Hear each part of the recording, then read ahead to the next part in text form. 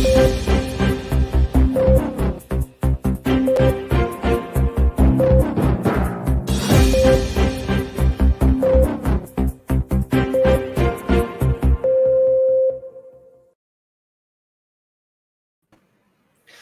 morning, Thailand. This is Voice of the Nation. I'm วิทยาแสงอรุณสวัสดีครับ and together with me is คุณนีราชามาริศักดิ์สวัสดีครับคุณนีน่าครับ Good morning ค่ะคุณวิทยาสวัสดีค่ะ So Voice of the Nations bring you updates and what's happening in Thailand, and I hope you enjoy our program today. To watch the previous episodes of Voice of the Nation, check out YouTube channel at The Nation Thailand, and on Facebook page search the words The Nation Thailand. So for today, please stay tuned with us. As on our first half an hour, we have two guests who will come to discuss about the danger of online world that could lead the children to be the prey of the pedophiles out there, and how to look after the mental health of the children after the incident. So our first guest is the Dr. Chatchai Im Arom, pediatricians at Child Safety Promotions and Injury Prevention Research Center, and our second guest is Dr. Sutra Eung Apisit Wong, psychiatrist at Child and Adolescents Mental Health Rajanakrinh Institute.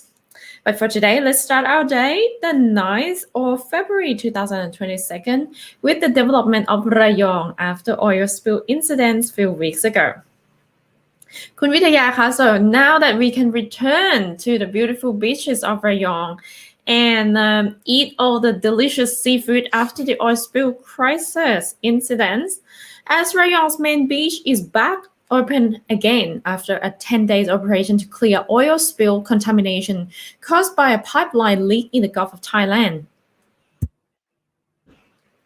On the 29th of January, Hat Merampung or Merampung Beach was declared as a disaster zone, but now the area is being prepared to welcome back visitors for the 3 days events between 12 to 14th of February for Rayong in Love Festival for Valentine's Day.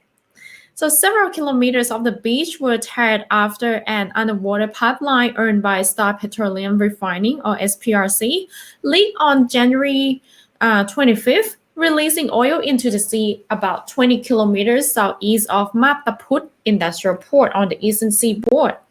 Local fisheries were ordered to halt operations for at least a month until water conditions improve.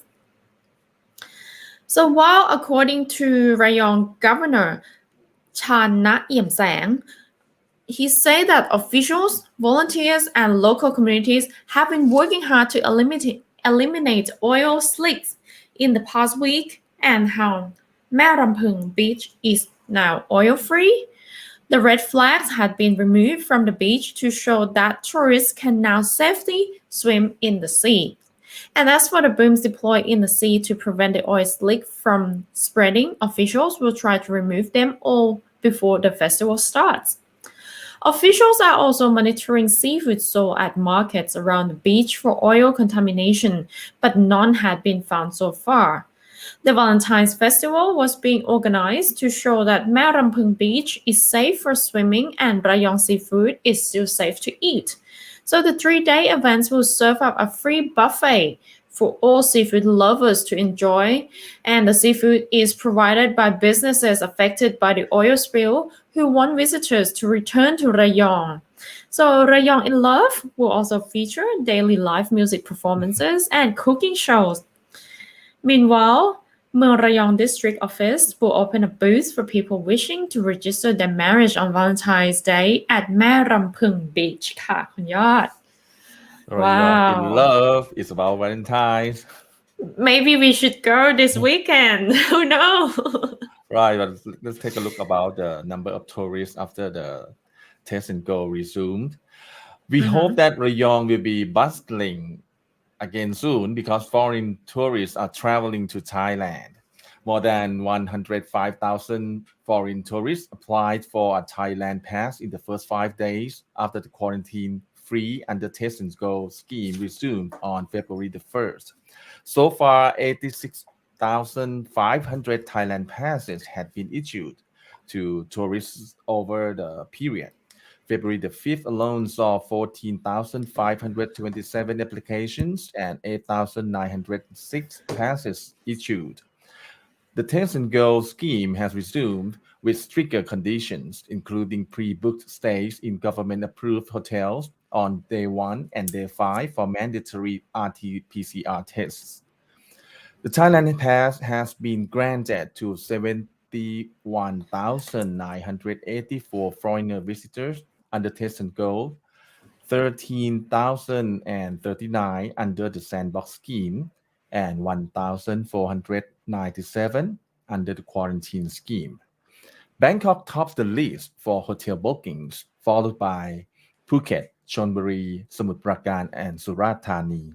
Meanwhile, Thai Hotel Association chairwoman Kun Marisa Sukoson Nunpakdi has urged the government to waive land tax on hotels for 2 years to ease financial pressure from the pandemic.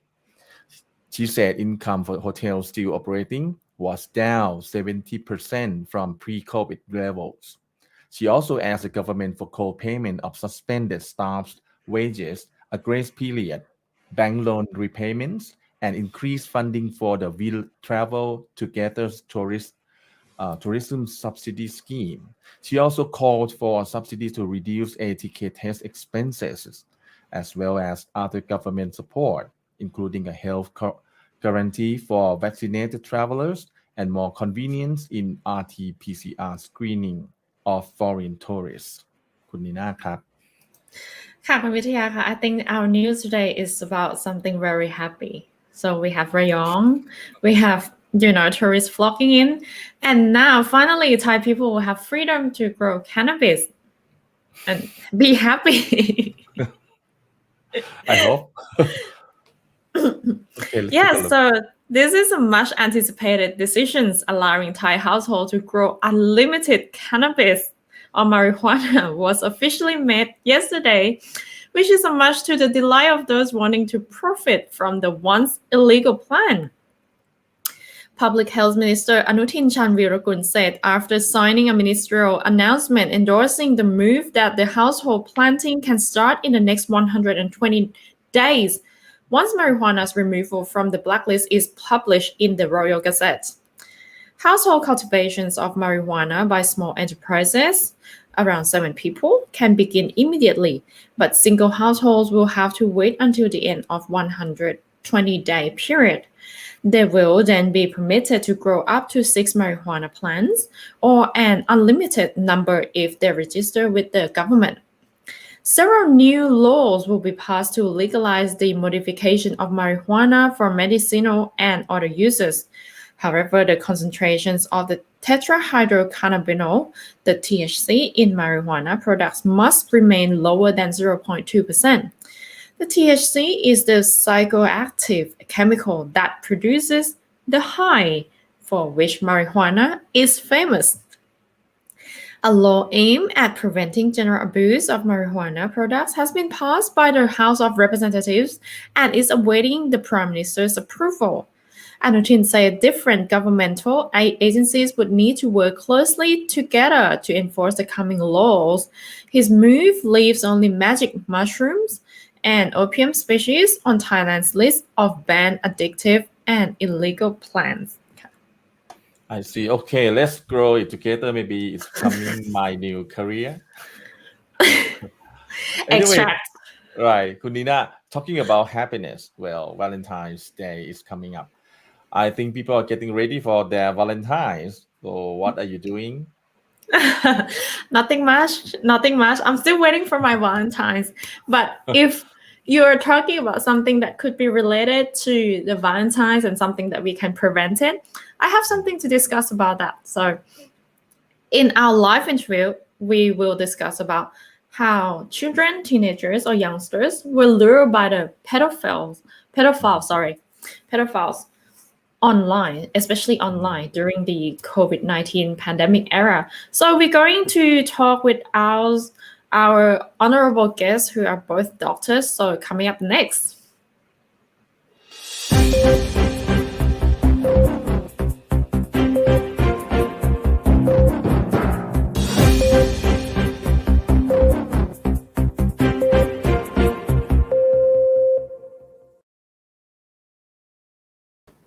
Welcome back to the program, and here with us, please welcome Dr. Chatchai Inarom, pediatrician at Child Safety Promotions and Injury Prevention Research Center, and also Dr. Sutra Apisit Wong, psychiatrist at Child and Adolescent Mental Health, ราชนครินทร์ Institute สวัสดีค่ะ สวัสดีครับ สวัสดีค่ะ Sawadika. So for today, in our topic, we are going to talk about preventing online pedophilia or combating mental impact health on kids after the incident happened. So we see these things a lot on the news, and most of the pedophile, when they give the reason why they're doing it, is lack of knowledge, or this is out of love that they don't know that this action could be harmful. And for now, especially during the COVID-19 pandemic era, students or children are learning things online, everyone getting online a lot, even as we are working online for some of us. So they are more and more exposed to this content. I would like to raise awareness or ask both of you whether Thailand is actually ready to properly educate about pastoral care, safeguarding in children, and sexual abuse education. First, I would like to ask Dr. Chatchai about this, that the children are easily being lured online by many factors, and it is no doubt that the children are the easy target. But what are the methods that they are luring the children to make the Okay. children believe in this? Okay, so basically, the pedophiles or those abuser usually know what the children want. For example, the parents usually do not give the expensive phone for teenagers. Like, so all these guy probably could be like chatting with the teenage girl or teenage boy online, and then, oh, come to see me, and then, yeah, I'll give you the phone. Or either probably the boy, yeah, if you come to see me, you could play the video game online all day long, kind of thing. Or money or expensive stuff. For those youngers, probably this could change from the phone or the computer or the game into a toy, or even snacks, or something which is sounds simple to us, but for them it's just like, oh, a big reward. So most of them just fall into this trap, and then, yeah, they go with pedophiles. Yeah, and usually parents do not know or do not have any idea what happens during that time before it happens. Yeah. Apart from this method, is there any other methods, like, for example, asking the children to do anything behind the camera, for example? Yeah, that could happen also. Yeah, because the teenagers, they have some kind of, the brain development itself do not, fully mature as the adults, so they cannot predict what could happen. Sometimes they just wanted to talk to someone, and they have been challenged. Maybe all of you have seen before, like, yeah, let's do this challenge, which is very risky. But this kind of challenge, probably something very inappropriate, and, like, be taking off their shirt or doing something, in the sexual way. Yeah, probably they fall into this trap as well. Yeah, anything that could happen on the online, like acting them out, yeah, meeting up with new friends, yeah, being challenged, um what else, being competitive with others, like, oh, your friends is doing this, why don't you do that, kind of thing. Yeah, this could happen at any aspect, at any way. Yeah, you cannot imagine. Not at What all. about you, Dr. Sutra? Most of the cases that you have encountered with your patients, what are the cases that when the children or when the youngsters come to see you? Yeah, from the doctors Chatchai said, yeah, children are a vulnerable group for being harmed or being targeted by perpetrators online and offline. So when they have a negative experience from online, the parents usually brought them here to help with their emotion or their behavior. Most of the time, they become more irritable, have emotional dysregulated, or even have poorly in academic achievement when they exposed to such harm online for a long time. But do you think that what should be the basic, fundamental, basic teaching to the children? What should children know before they are actually going online, Dr. Chachai? Well, firstly, I would mention the privacy stuff, the privacy issue, and the ground rules. All of those, for example, the screen time, the limitation, and the transparency.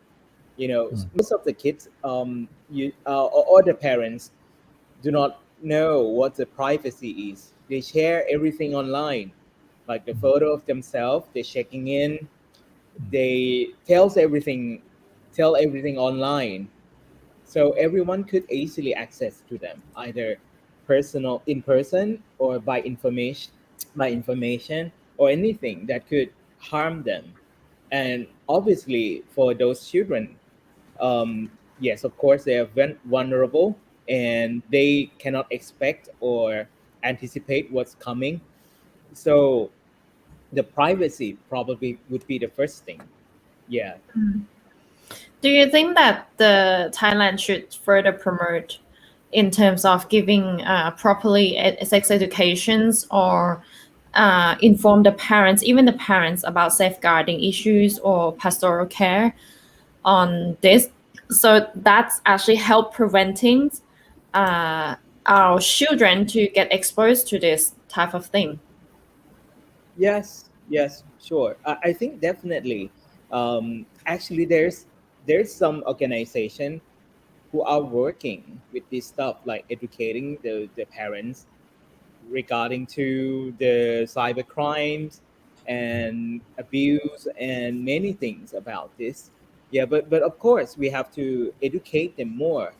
Most of us, or most of the Thai people, when we talk about sex or the crime or anything, they would be like, ignore it and no, don't say about it. Yeah, don't talk about it. We don't want to hear it. It's like you tell something that you shouldn't tell. But actually, in my perspective, I think this is very important for them to get to know what could happen afterward, or what could happen, what's the risk, what the benefit, what could be done to prevent all of this. Otherwise, they would have no idea at all when it's come. Yeah. ครับดรชัดชัยครับ so far Yeah. we have implemented like security system on the computer system, Yeah. like Google has like what parental control screen and this kind of stuff. So far this all stuff are helping at all or not helping at all? It's helping, but not all. Of course, it's not all. Like, it's not a magic wand that, like, you put it on and then, yeah, there is no cyber crime at all with your kids, kind of thing. But yeah, it would help once the parents are not available or cannot see what their kids are serving on the internet. Like, it would be like the second barrier, the second wall, after the parents themselves. Yeah, first barrier, I would still say the parents would be the most important, but of course the parents cannot be available all the time with their kids. So the parental control program or website or anything, or even the parental control program from the internet provider, could be also very useful for these children as well. Yeah. I would like to ask Dr. Sutra, do you think that schools in Thailand should have counseling at school when students feeling that they need to talk about this, and the parents are not in their first choice? Do you think that in Thai schools or in Thai society we should have some sort of organization that looking after the well-being and mental health of the children? Of course, yes. Of course, it's necessary that our society would provide a safety space for children. I need to add up from Dr. Chatchai a little bit from the way that we are working through prevent such situation that harming children. We need to work in parallel from the bottom up and from the top down, right? The bottom up means we need to enhance the life skills of the children to educate them how to protect themselves from harm, how to regulate their emotion, how to communicate safely or like openly without hurting others. So this is a life skill or the social and emotional skills that the children need to learn since they are very young. Okay, and the second one we have to help the parents as well. Like you said, the parents have the task to protect their children. They have the task to teach them how to prevent themselves and to regulate the environment for them, like to set a rule or set a limit for the children. So this is the task of the parents. And furthermore, we have to bring the society, for example, schools and community to help to prevent this from happening. The school need to have like the curriculum that to teach children and to provide the safe space in the school themselves, that when the children exposed to such violence from online, they have the place or the teachers who can help them to solve this or to have a solution for this. So Dr. Sutra, could you please talk about what are the psychological effects on children who have been preyed upon through this incident? Okay, I may provide like the overview of how the experience traumatizes the children first. There are several kinds of traumatic experience. Firstly, we know a lot about the physical harm, right? When children being punished, being abused, being physical punished by their parents in the household is one of the first like recognition from the society. However, there are other kinds, for example, sexually abuse or online or cyber bullying or cyber abuse. Okay, and also how the psychological abuse that happen every day when the child exposed to such environment. So the impact is lifelong and depends on the situation that happened to them. Yeah, when they exposed, for example, when they exposed to sexually abused, it's one of the most traumatic experience even happened to one people. Okay, so when they have harm by other or a stranger or even by their loved ones in the household, it have a long-term impact on their health and well-being. It can turn out to be depression, substance addiction like alcoholic, or even the post-traumatic stress disorder in adulthood. So are you saying that this does not even affect them just now at this young age and they would not forget? It will have long-term effect that when they grow up as a person too, as an adult. Definitely, yeah. It's the evidence and the study across the world that we have to follow up these children's very long time, like 10 years or over, to have to help them or cure them. Yeah, so I think the prevention is better than cure.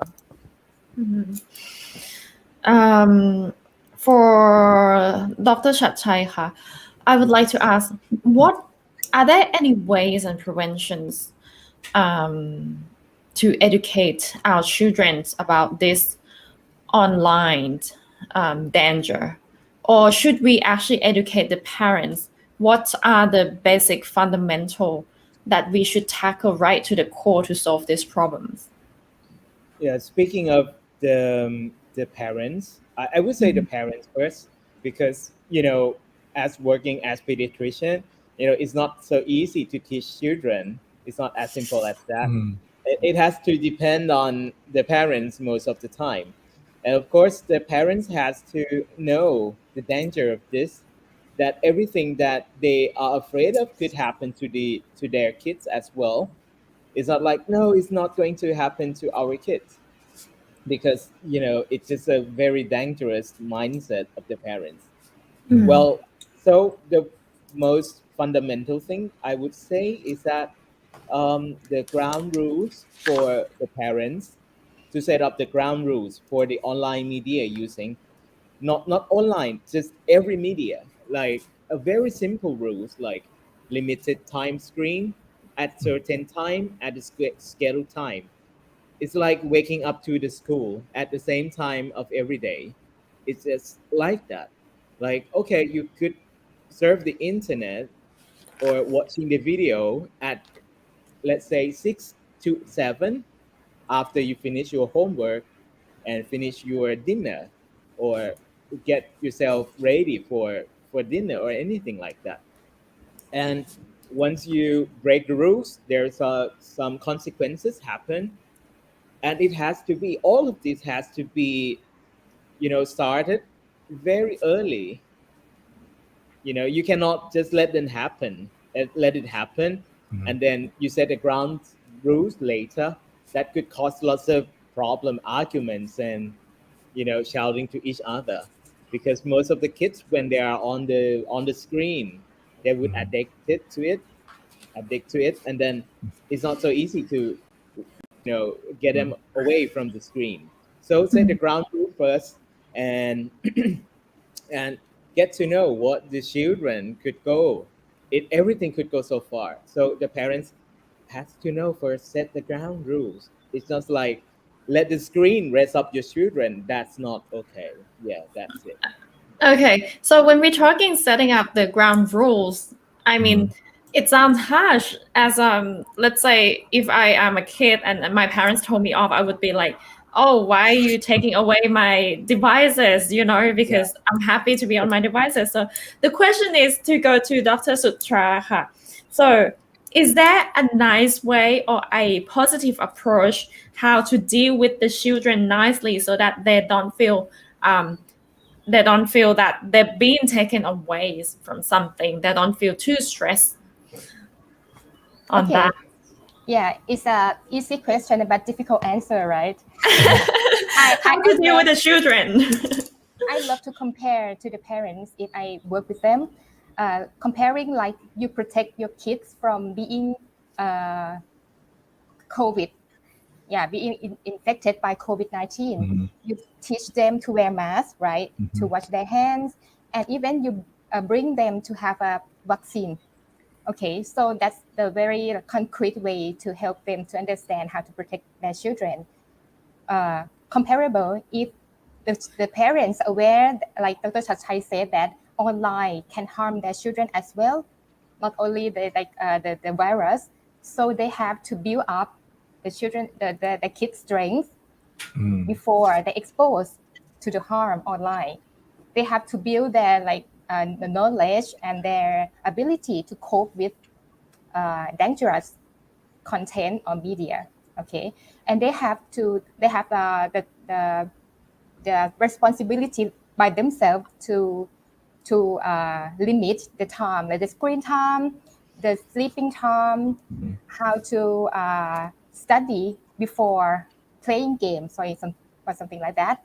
Yeah, so the parents will like more cooperate with the way that we introduce to them. But is there a way that to make them feel not being taken away something from them? Like, is for example, I can't just say, hey, stop. This is you exceed the time that I give it to you. This is so negative that I would use. But is there a way to say that to them that I don't know, like, let's do something else? Or yeah, actually, in the child psychiatry field, we have three methods, like three solutions for preventing children from being addicted or being overuse of the internet. Firstly, the family would have more quality time together. They need to like have dinner together, play together, or do something else together without screen. This is one of the way that we will prevent them from being like addicted to screen. Okay. Secondly, the parents need to help their children to have more responsibility according to their age. For example, like 5 years old, they need to eat by themselves. They don't need someone to spoon feed them. Yeah. When eating, the children need to left their phone somewhere else, not in the table, something like that. Okay, and the third one, the parents need to reduce the time for the children to expose to the media or to the internet. Okay, it is three easy, not easy, but like the three suggestions for every family. So for Dr. Chatchai, what has been done so far to stop predatory activities online? Well, there are many approaches that in Thailand they are doing right now. For example, in terms of policy, or they set up the reporting system, or even the website or the unit, the police cybercrime unit, that they could taking down all of these dangerous websites. They have the education, but still not in the school system, maybe outside on the internet. Yeah, the parents could access to that, but not every parents could do that, of course. There are some, yeah, the people are more recognized of this stuff more and more, and we are moving forward, but it's not as fast as it could be, or it should be.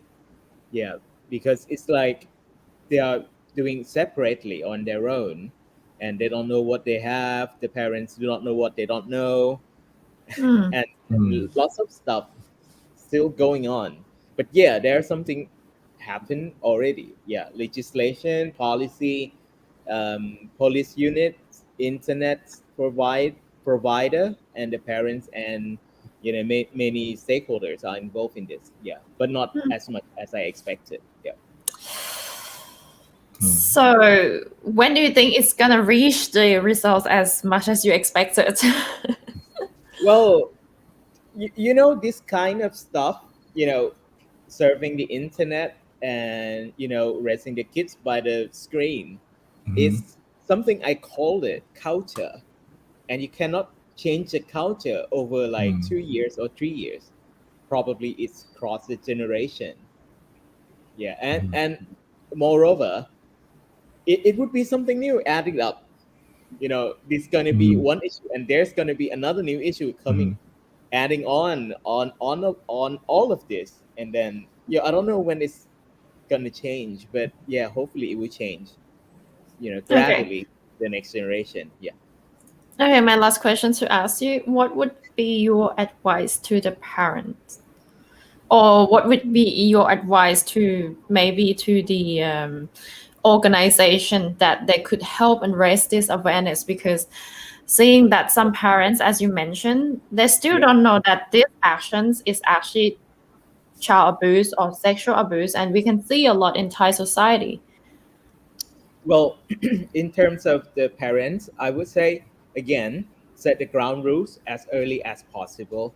Talk to your kids as often as possible to see if there's something wrong or something happened to your children.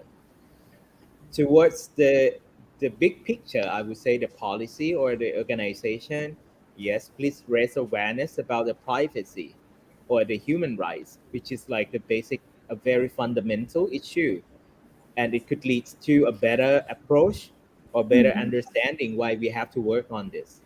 Yeah, that's just all. I think that's just all. The human rights and the the talk with the children early for your parents. Yeah. And as for Dr. Sutra, when you have patients coming to see you, what are your basic advice that given to the children or the parents about them that being sexually abused or exposed both online and offline. And also, I would like to talk about some parents when we do comparisons between Thai society and Western society, hugging and kissing, there are boundaries as well. But at what extent that we should do hugging and kissing, and until at what age to our children? Okay, actually, it's like the topic of setting boundary and teaching children to aware of their rights on their body and even Yes. of their space, of their ability to do whatever, right? So I think it's like the ongoing learning for the parents themselves and for how to they teach their children at each age. Okay. However, I think the developmental task of the children is a core that the parents should be aware of. For example, if they like spoon feed the children when they are growing up, either like they are 5, 6, or 7 years, they have they still being spoon feed. They don't know how to mastery or to control themselves. So if they know what they need, can do by themselves and how they can help others, is the way to teach about the rights and the boundaries to them. Okay, yeah. So maybe it's a complex issue that we need more time to then discuss on this. I see. Right. So, can you tell us more about your organization, Dr. Chatchai Kap, your Child Safety Promotion and Injury Prevention Research Center, the work and also updating what's going on? Well, we are the organization in the hospital, in Ramatipati Hospital, founded like 10 years ago. We're working on the research and the advocate on the child safety, both intentionally and unintentionally. Intentionally, let's say it's like child abuse, sexual abuse, this universe, and also the unintentional injuries is like drowning, road traffic accident. Yeah, and we work with many organizations and also both in Thailand and also internationally. Yeah, to raise the awareness, running the research or implementation research on the child safety with many aspects. Yes, that's what we are working with. ครับ How about Dr. Sutra ครับ Child and Adolescent Mental Health รัชนครินทร์ Institute.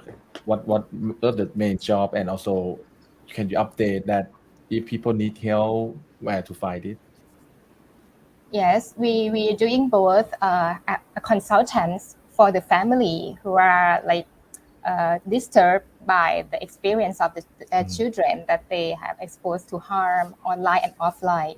We are a consultant and we link them to get help from other organizations. For example, Child Safety is one of the main player in helping these children, right? And also connected them to school, to the safe environment afterwards. Okay, and also we facilitate the policy implementation as well. We now have a collaboration with the Child Safety to have a platform together to help the vulnerable children to get help, both their security and their mental health. ครับ Okay, Ka. So for now, for today, thank you very much. Thank you for both of you for joining us today. So we really appreciate your contributions and your advice to help us understand more about this area, and in order to help improve our society towards the happier and healthier society, and building stronger and produce Thai citizen with quality as well. For today, thank you very much, both of you. Thank you, Dr. Sutra, and thank you, Dr. Chatchai. ขอบคุณครับ สวัสดีค่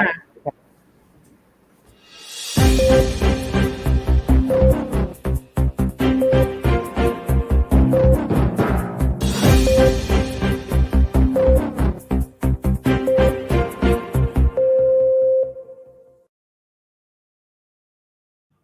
So continue from what we just discussed a moment ago. Oh, what do you think about when it comes to the issues on sex and sex education? There are many dimensions to look at it, right? And coming up next, we have a special report regarding HIV and HIV self-test kits in Thailand and why we should early detect sexually transmitted diseases such as HIV. คุณอดิสาทรัพย์ประเสริฐ has a report ครับ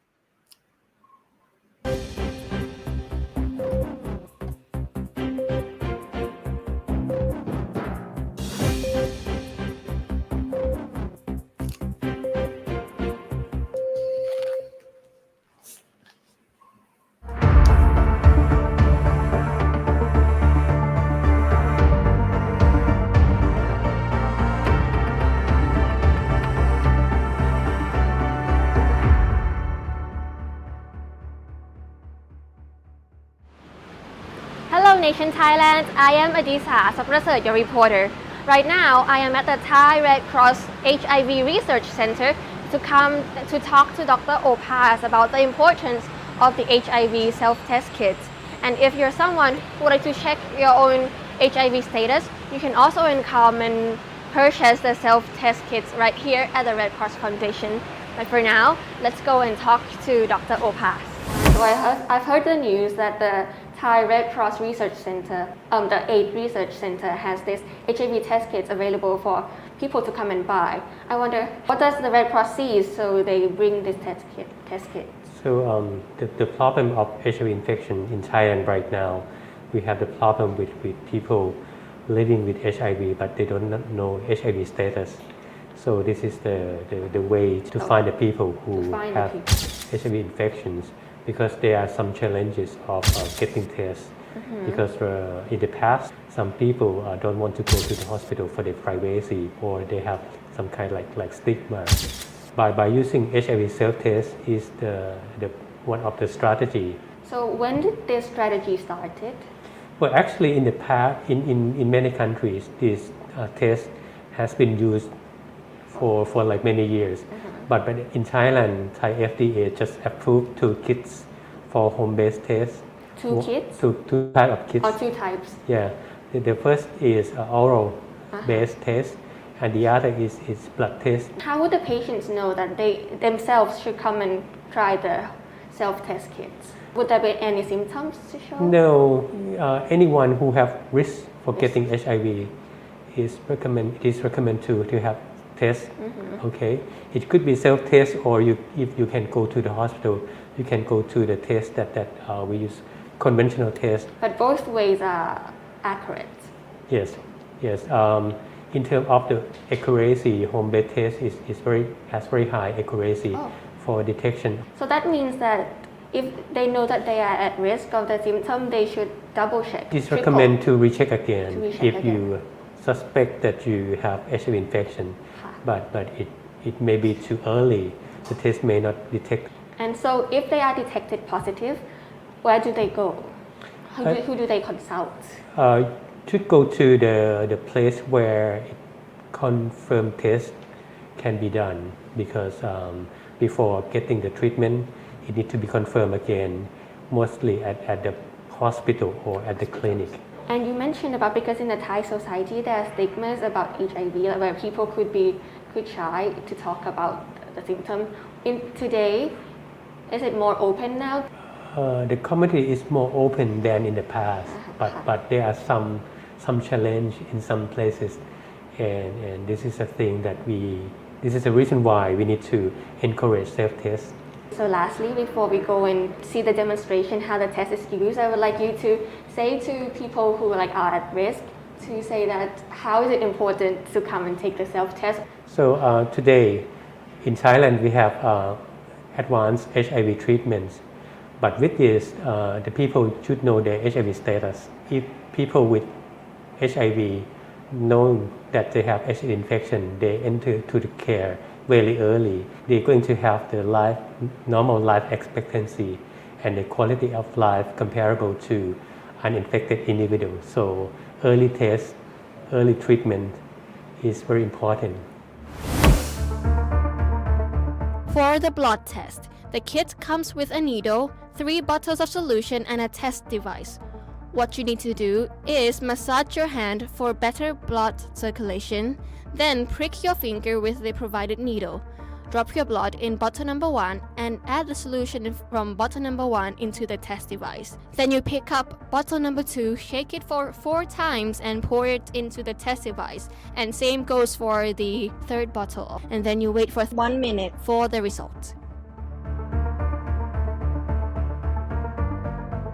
For the salivia test, the kit comes with a stick of cotton bud to collect the salivia sample, a test device, and a bottle of solution. First, you take the cotton bud and stick it gently to your top gum. You turn from the left side to the right side. Then you put the stick into the solution. You stir well for 4 times. You remove the stick, then close the cap of the solution. And then you pour the solution into the test device and wait 20 minutes for the result.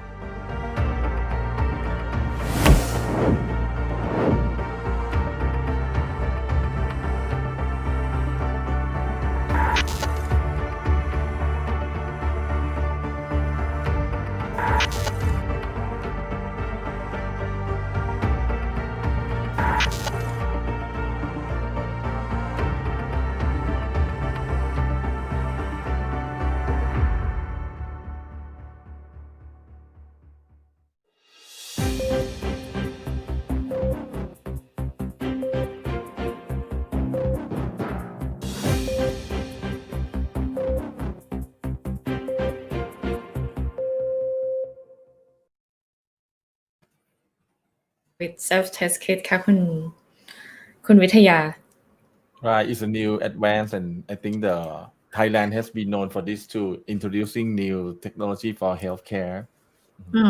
I think technology makes our life easier.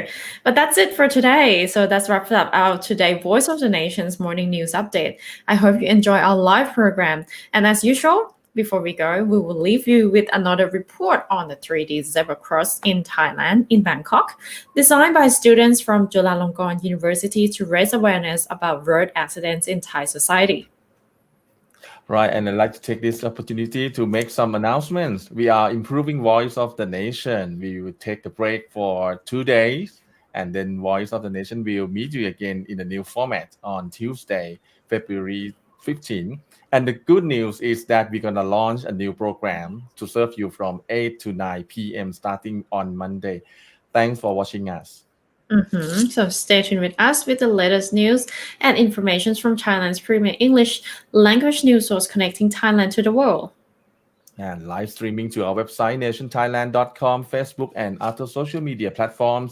Don't forget to click like and share. I'm Vithya Sangarun ครับ I am Nina Nirasha Malisak. Have a great day. สวัสดีค่ะ สวัสดีครับ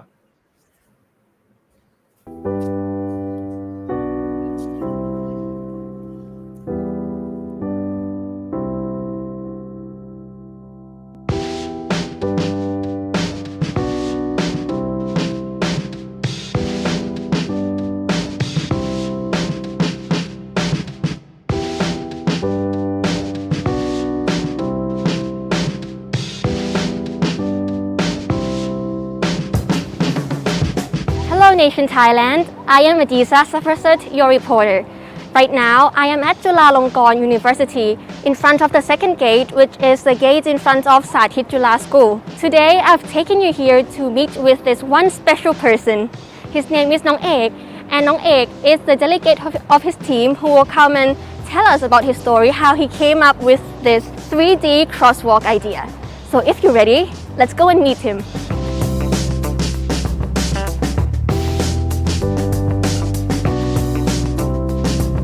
ก็จริงๆมันเริ่มมาจากงานในวิชาครับที่ไปส่งประกวดและชนะในตำแหน่งนั้นพอดีแล้วก็งานประกวดเนี่ยมันคือการออกแบบทางม้าลาย3 มิติซึ่งเราก็ได้ออกแบบอันนี้ครับเลือกในจุดที่น่าสนใจในมุมผมก็คือมันเป็นมุมเลี้ยวครับเลือกอันนี้เพราะถ้าทำออกมาเนี่ยมุมมันจะน่าสนใจกว่าเพราะว่าพอมันเป็นมุมเอียงครับภาพที่ได้ออกมามันจะมีความตื่นตาตื่นใจแล้วก็3 มิติมากกว่าที่อื่นคือจริงๆทำมาได้3 มิติเป็นโจทย์ของทางจุฬาอยู่แล้วครับเป็นโจทย์ของการแข่งขันแต่ว่าเรื่องของแบบดีไซน์รายละเอียดของ3 มิติเนี่ยก็คือออกแบบเอง